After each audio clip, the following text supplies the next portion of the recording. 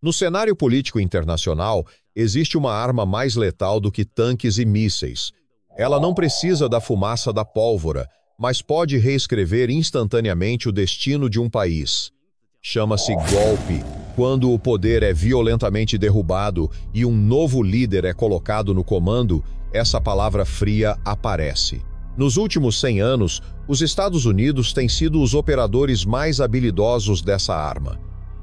Na superfície, levantam a bandeira da democracia e da liberdade, mas nos bastidores, estendem repetidamente suas mãos negras para eliminar governos desobedientes e substituí-los por fantoches que servem aos seus próprios interesses. No vídeo de hoje, vamos revelar esse lado sombrio da história, repetido inúmeras vezes. As chamadas regras internacionais e a ordem jurídica nada mais são do que um manto hipócrita diante do poder. No fim, quem tem poder domina o jogo. Vamos começar em 1893. Esta foi a primeira vez que os Estados Unidos deram um golpe em outro país. O Havaí, a 5,6 quilômetros de distância, representava uma ameaça à indústria açucareira americana. Há muitos anos, missionários americanos haviam chegado ao arquipélago para espalhar o cristianismo. Eles compraram grandes extensões de terra e começaram a cultivar cana-de-açúcar. O açúcar produzido era totalmente exportado para os Estados Unidos, e os moradores locais lucravam bastante com isso. Para limitar esses negócios, os comerciantes de açúcar redigiram uma nova constituição, que obrigava os grandes usineiros americanos a se acomodarem. Poucos dias depois, os Estados Unidos enviaram vários navios de guerra ao Havaí. Com a ajuda de alguns moradores locais, derrubaram a rainha e instalaram um missionário cristão como novo presidente do arquipélago. Essa foi a primeira vez que os Estados Unidos intervieram diretamente para derrubar o governo de outro país, e foi um grande sucesso. Como se costuma dizer, um tigre se torna mais violento depois de provar sangue. A situação dos Estados Unidos seguiu um caminho parecido. Em 1895, movimentos revolucionários eclodiram em várias colônias do Império Espanhol, especialmente em Cuba, Porto Rico e Filipinas. Ao mesmo tempo, os Estados Unidos despontavam como uma nova superpotência e não viam com bons olhos colônias espanholas tão próximas, já que essas ilhas tinham enorme valor estratégico. Eles aguardavam apenas uma oportunidade, e quando um navio de guerra americano foi destruído perto de Porto Rico, essa chance surgiu. Os Estados Unidos então apontaram sua ponta de lança para o Império Espanhol e entraram oficialmente na guerra ao lado dos povos coloniais. Prometeram aos habitantes de Porto Rico, Cuba, Guam e Filipinas que, com a expulsão do Império Espanhol, esses 4 países conquistariam a independência. Com o apoio das Forças Armadas Americanas, a população local conseguiu forçar a retirada do Império Espanhol, enquanto os Estados Unidos instalaram seus próprios líderes fantoches nesses 4 países.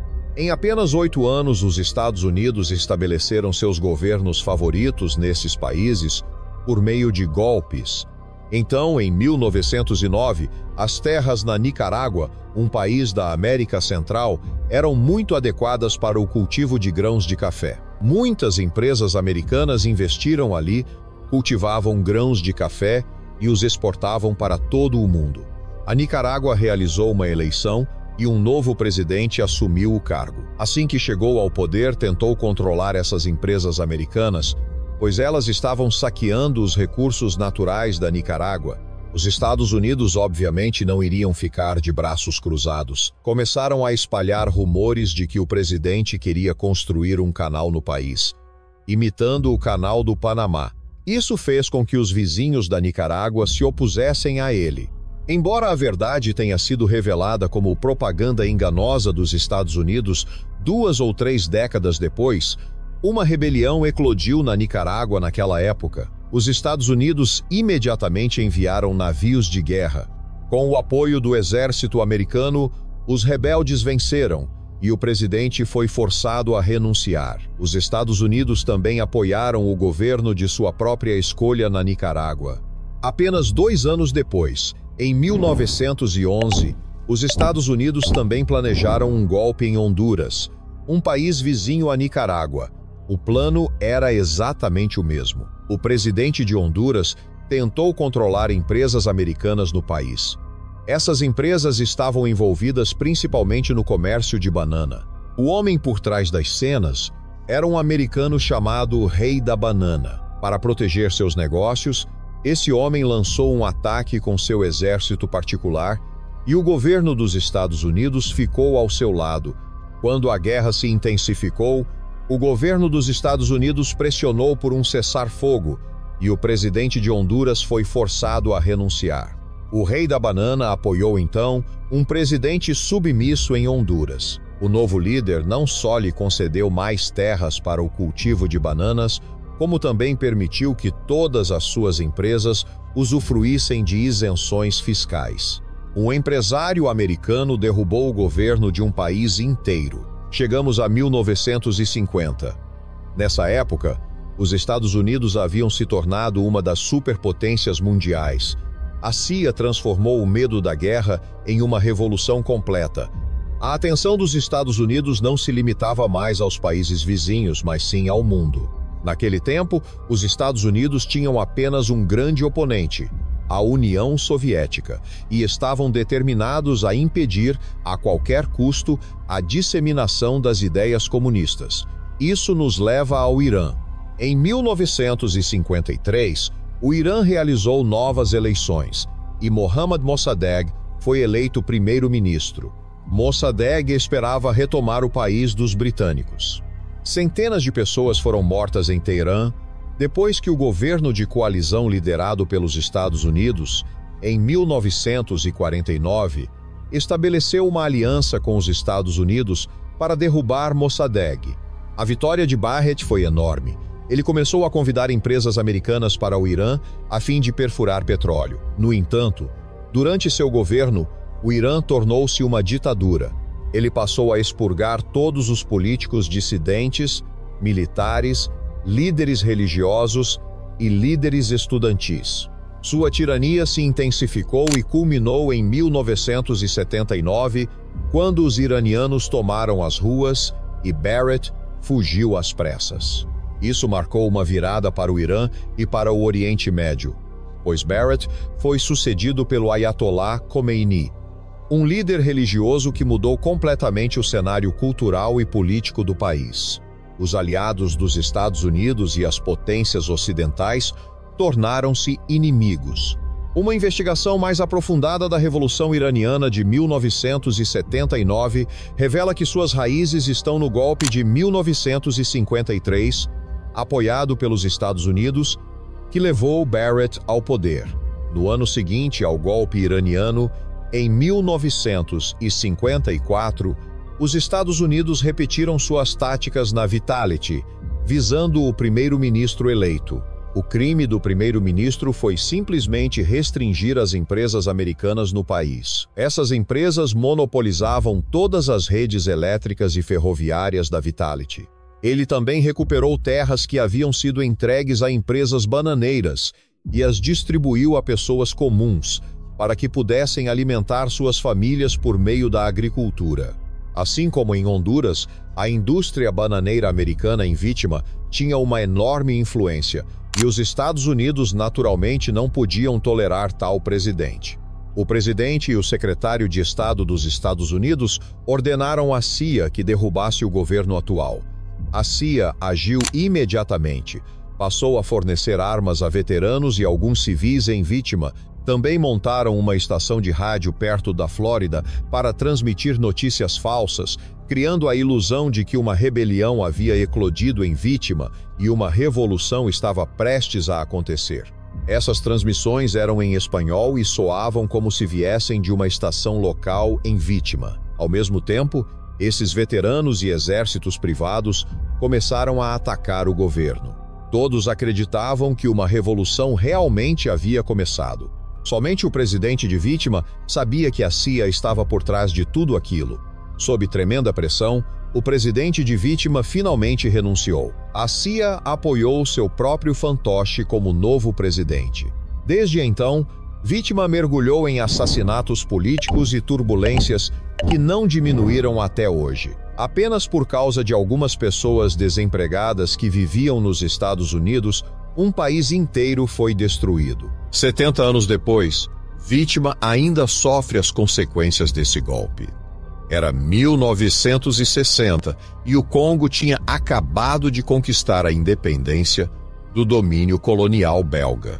Um homem chamado Patrice se destacou.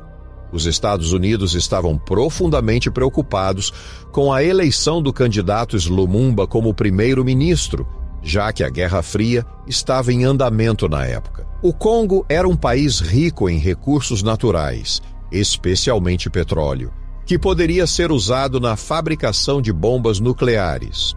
Como um país tão rico em recursos poderia ter um primeiro-ministro independente? Os Estados Unidos nunca tolerariam isso, então o governo dos Estados Unidos mais uma vez designou a CIA para derrubar o governo de Lumumba.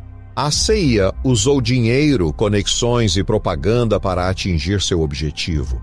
Mas muitas pessoas morreram no processo e, eventualmente, o primeiro-ministro foi assassinado. Em 1963, os Estados Unidos voltaram sua atenção para o Vietnã, no Sudeste Asiático, que havia se tornado o foco das duas superpotências globais. Naquela época, o Vietnã estava dividido em duas partes: o Vietnã do Norte, pertencente ao campo comunista, e o Vietnã do Sul, pró-Ocidente. Os Estados Unidos queriam controlar o Vietnã do Sul a qualquer custo, mas o controle do presidente sul-vietnamita sobre o país estava enfraquecendo. Então, a cúpula americana decidiu que era hora de dar um golpe lá. Selecionaram um general militar para executar o plano. Infelizmente, o presidente foi morto no golpe. Embora a CIA não tenha emitido a ordem de assassinato, o que aconteceu em seguida foi além das expectativas de todos. O golpe mergulhou os Estados Unidos na Guerra do Vietnã por 10 anos. No final, sofreram uma derrota esmagadora e perderam prestígio. Esse foi o impacto negativo do primeiro golpe, que também atingiu os próprios Estados Unidos. Da mesma forma, em 1964, os Estados Unidos planejaram um golpe no Brasil. Derrubaram o governo local e apoiaram um presidente alinhado a seus interesses. Em 1989, os Estados Unidos tinham um forte interesse no Panamá, pois o país possuía uma passagem estratégica fundamental: o Canal do Panamá, por onde passava cerca de 6% do transporte marítimo mundial. Anteriormente, o ditador panamenho mantinha relações amistosas com os Estados Unidos, mas, aos poucos, eles perderam a confiança nele. Nesse momento, algo aconteceu. Soldados panamenhos mataram acidentalmente soldados americanos e os Estados Unidos aproveitaram essa oportunidade. Os Estados Unidos imediatamente enviaram 27 mil soldados para atacar o Panamá, derrotaram o exército panamenho, prenderam o presidente e o condenaram a 40 anos de prisão. Mais uma vez, os Estados Unidos derrubaram com sucesso o governo de um país. Ainda em 1989, a União Soviética e o Afeganistão estavam em guerra. A União Soviética apoiava o presidente afegão Mohammad Najibullah, enquanto os Estados Unidos apoiavam os mujahidin afegãos. Os Estados Unidos estavam desesperados para expulsar os soviéticos do Afeganistão. Então, forneceram bilhões de dólares em ajuda ao vizinho Paquistão, que por sua vez apoiou os mujahidin. Os mujahidin eventualmente expulsaram os soviéticos do Afeganistão, mas esses grupos mais tarde evoluíram para o Talibã e a Al-Qaeda. Apenas 12 anos depois, em 2001, os Estados Unidos declararam guerra ao Talibã, destruindo o Afeganistão. Em 2003, os Estados Unidos concentraram sua atenção no Iraque, com a intenção de derrubar o presidente iraquiano Saddam Hussein. Usando o pretexto de procurar armas químicas, os Estados Unidos invadiram o Iraque e derrubaram o governo de Saddam Hussein em poucas semanas.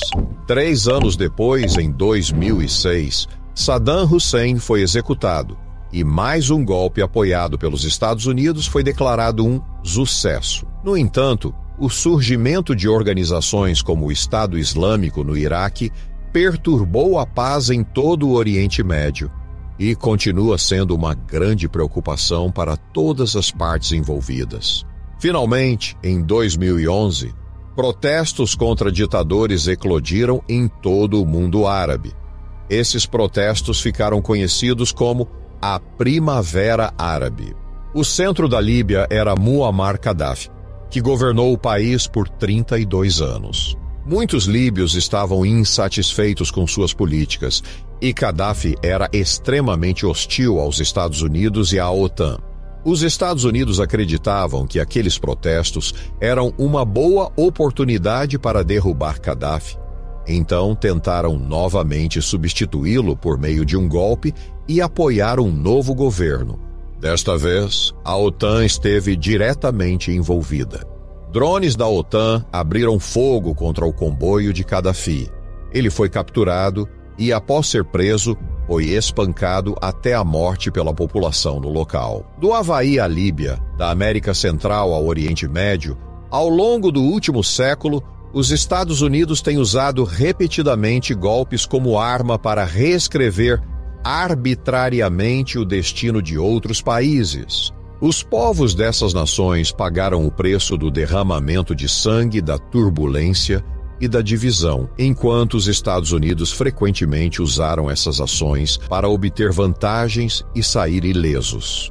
No entanto, a história nunca é um jogo de mão única. As sementes de todo golpe sempre germinam em algum momento no futuro e se transformam em consequências incontroláveis. A hostilidade do Irã, a guerra no Afeganistão e as ruínas do Iraque e da Líbia nos lembram que o poder pode vencer por um tempo, mas nunca poderá controlar para sempre. Portanto, a grande questão é: os Estados Unidos conseguirão continuar manipulando o destino de outros países nas próximas grandes mudanças do mundo, ou serão engolidos pela tempestade que eles mesmos criaram, como tantos impérios que já ruíram?